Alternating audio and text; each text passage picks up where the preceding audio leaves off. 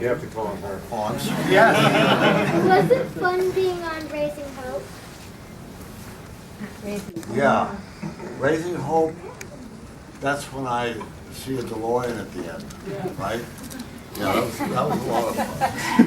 That was a lot of fun because I'm like kind of a straight-laced accountant or something like that.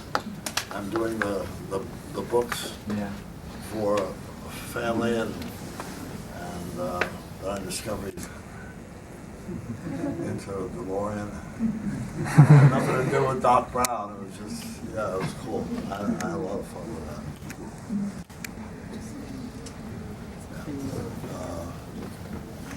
One of my favorite of your guest appearances was on West Wing. Yeah. And was anything that you can say about working on that show? Did Did you? I guess did you audition, or did they call you for it? They called me, and I loved it because I was I find myself trying to not be stereotyped as a wacky, funny guy. You know, Reverend Jim. I love those roles, but I wanted to get into more serious roles, and he was a serious man. Yes. He was in there. He had a serious task. He was in a suit. He was a normal, concerned human being about whatever the issue was, and I just loved that opportunity and working with. Help me out. I'm trying to remember, was it either Rob Lowe or John Spencer? Was it, or was it Huh? Well, the actor. the actor? Rob Rob Lowe? Lowe? Was it Rob Lowe, Sam Seaborn, Bradley Whitford? What was the show again? West Wing. West Wing. You were a professor. I thought, Well, West Wing. Who's Martin Sheen? Okay, yes. Doing scenes with Martin Sheen. I just Okay, love that's it. right. You were with him as well. Yeah, I have a lot of regard and admiration for his work. So it was great having scenes with Martin Sheen. Being taken seriously. Right. Yeah, I love it. You were the best Reverend Jim they could have been. Does that bother you that that's what most people would think of you as? when they see you? What? As Reverend Jim. It doesn't bother me.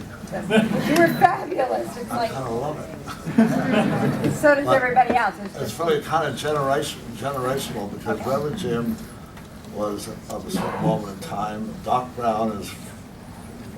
Yeah, but Reverend Jim, like, well, I guess generation, you're right, because it stands out in my mind as the person. Reverend Jim Lovers and Taxi Lovers are a little more senior than most of them. That's got nothing to No, I like Taxi. The year of the future in Back to the Future 2 is coming up in only 2 years, 2015. Are there any plans to commemorate that anytime soon? Yeah, I don't know anything specific, but they are planning to celebrate. With Michael J. Fox? With Michael J. Fox? Oh, I'm sure. I'm sure. Yeah. Two greats. Sorry. If you could go back to any year in time, which year would you go? I don't know.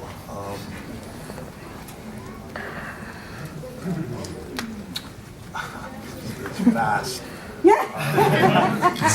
Fast. Well, I suppose just to pick another, Fun one. to be alive and around, observing the age of dinosaurs. I mean, to look around and see the creatures that existed then, assuming that you're transparent. Have no odor. I mean, once in a while I see a picture, I go to a museum, I see these immense animals. And I used to wander around looking to see that. How am I doing that?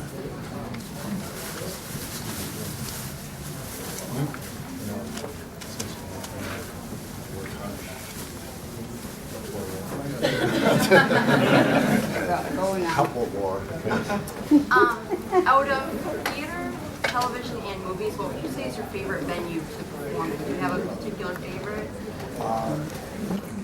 I guess I prefer film over TV because there's more latitude to do things.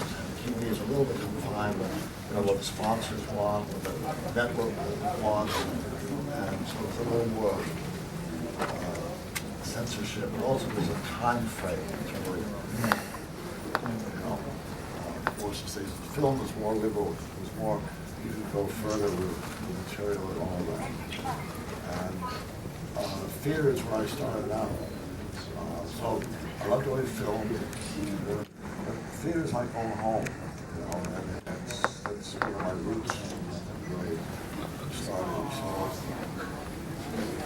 I love doing theater, but I love doing Mr. Lloyd, sorry, that one Oh, over here. I'm so Oh, sorry. it's No. okay. My question was, it was kind of more just your thoughts on, we're here talking about all these really iconic roles. You're such a role in pop culture. And obviously, like, with movies like Back to the Future, by the time you were on the third one, you knew you were making classics. But what is it like just to be such a, you're kind of ungenerational. I mean, there's a little kid over there dressed like Marty McFly. Like, is that kind of surreal to you just to be such a cemented part of pop culture, like, for pretty much forever at this point?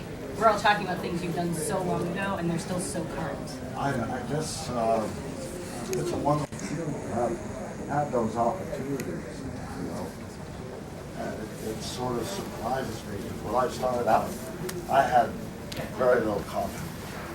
In acting classes, I'd sit in the back and hope that I would be overlooked before the clock ran out because I was afraid to get up and work.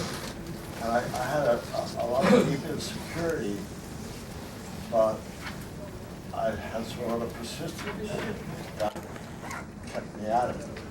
And it's kind of amazing. I've accumulated these roles that I've done that has meant a lot to a lot of people. So just keep working. Thank you. Sure we all thank you. Yeah, no. Okay. Thank you, once again, Mr. Lloyd, very much. Do you have a